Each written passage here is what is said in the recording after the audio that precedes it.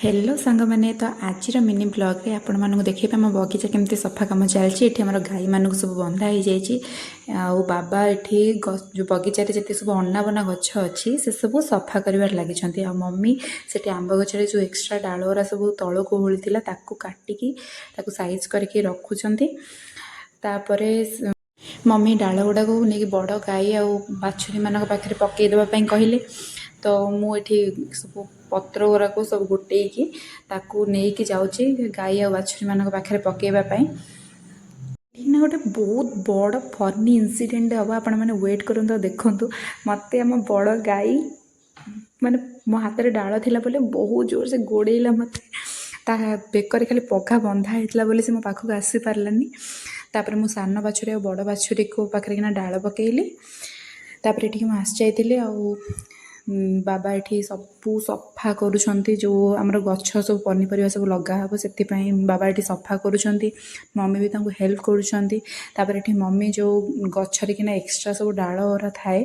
जहाँ जो कि गचर अलग डाल मानक भी पुष्टि मिल पारे तो से सब को भांगी दौरान मैंने सतर गोटे कथा कहे गाँ परिवेशटा ना सहर जिते सोर्स सबुठ गोटे अलग एठी जदि आपण मैंने शांति एकाकी बसीजे ना तथापि आपको बोरिंग लगे कौन पे ना एत सुंदर लगे परिवेश आपको भूली भी हुए तो तापर मुझे गाधेवाई धुआ धुई गाधे पाधेकी मु खावाई चली जाइए आज आमर होता भात डालमा बाड़ीर कदली कलरा चिप्स और तांगे आलू चिप्स भी